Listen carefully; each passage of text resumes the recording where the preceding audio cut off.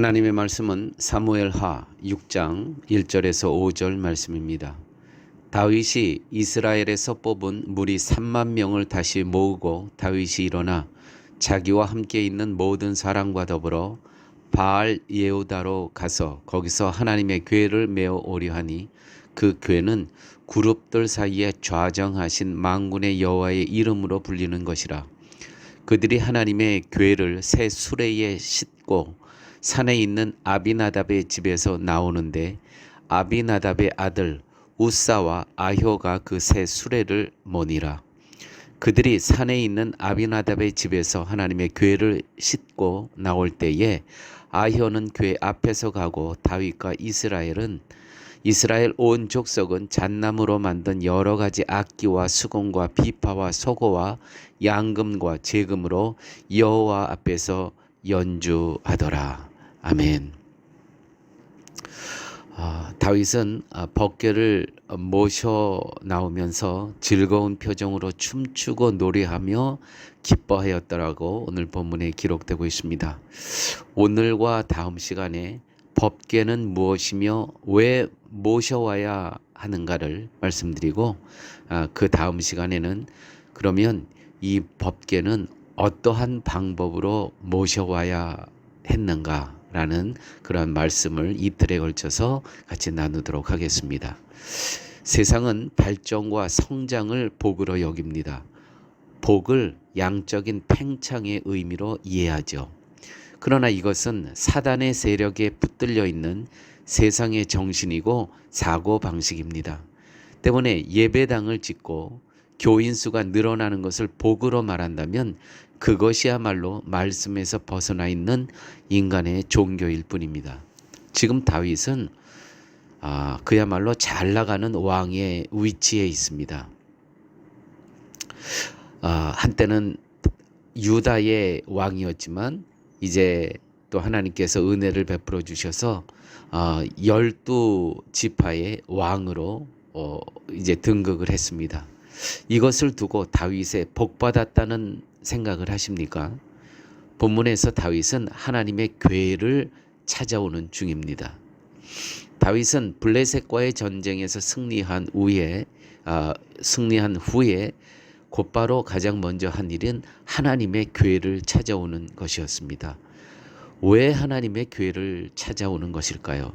1절 2절 말씀에 보면은 다윗이 이스라엘에서 뽑은 무리 3만 명을 다시 모으고 다윗이 일어나 자기와 함께 있는 모든 사람과 더불어 바알 예후다로 가서 거기서 하나님의 궤를 메어 나온다고 이렇게 기록되어 있습니다. 다윗에게 하나님의 궤를 다윗성으로 가져오는 것은 단순히 거룩한 물품을 집에 모셔놓는 수준이 아니었습니다. 5절에 보면 하나님의 궤를 모셔오는 것은 다윗에게는 말할 수 없는 기쁨이었습니다. 즐거운 표정으로 춤추고 노래하며 기뻐하였다라고 본문은 기록하고 있습니다. 하나님의 언약궤 법궤를 모시고 오는데 이렇게 기뻤다는 거예요. 자, 그렇다면 다윗은 왜 하나님의 궤를 모셔오는데 이렇게 기뻐했을까요? 법궤를 모셔와야 그 법궤가 내 곁에 있어야 복을 받아서 더욱 큰 나라로 발전할 수 있기 때문입니까? 전혀 아닙니다. 이것은 사울의 수준일 뿐입니다. 사울은 그랬습니다. 늘 이 법궤가 옆에 있으면 모든 것을 블레셋과의 싸움에서 이길 줄 알았습니다. 사울은 법궤를 모셔옴으로써 하나님의 은혜를 받아 블레셋과의 전투에서 승리할 것으로 오해했었다는 것이죠. 하나님과의 관계와는 전혀 상관없이 다만 법궤만 있으면 오케이, 모든 것이 다 잘 될 것이다. 이거는 법궤를 우상 취급하는 것과 똑같은 생각입니다.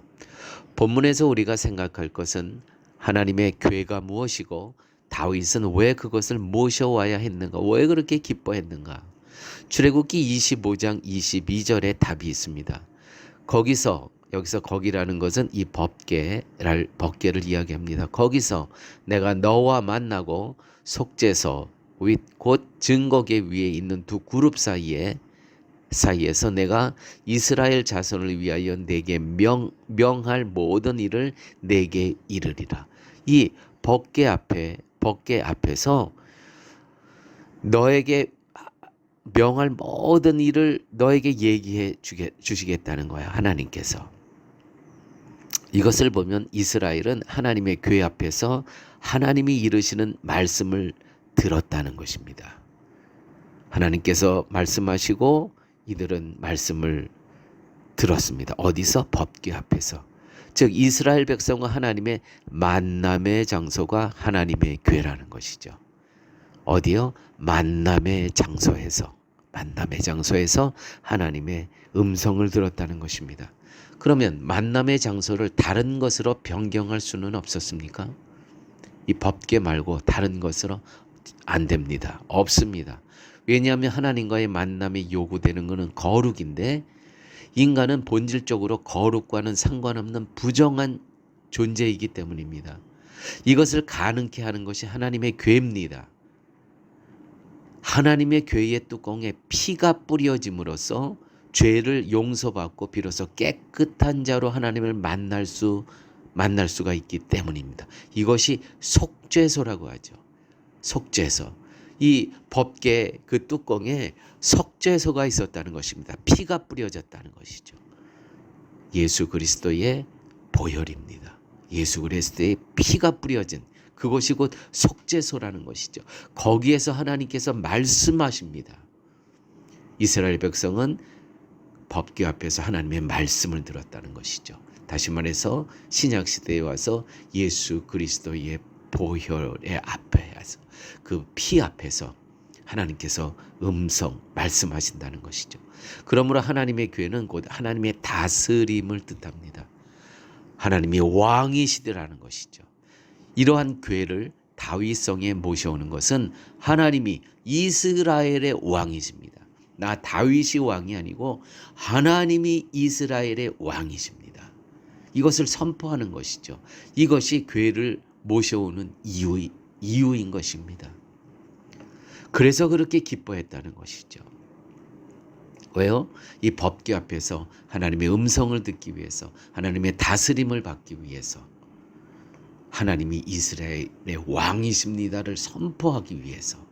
아멘입니다. 여러분, 인간의 욕심으로 교회를 보게 되면 성장과 발전만이 교회가 살 길이라고 여깁니다. 성장하고 발전하는 것이 교회가 복을 받은 증거로 여기고 성령의 역사라고 믿게 됩니다. 결국 말씀과 상관없는 교회로 전락합니다. 발전과 성장은 세상이 추구하는 목표입니다. 교회의 존재 이유는 하나님의 뜻을 세우기 위함이죠.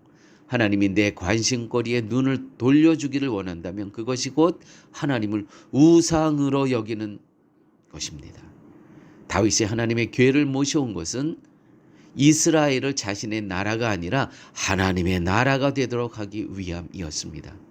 하나님의 궤를 모셔오는 다윗의 기쁨은 이스라엘이 하나님이 통치하는 하나님의 나라로 굳게 세워짐을 바라봄으로써 누리는 기쁨이었습니다.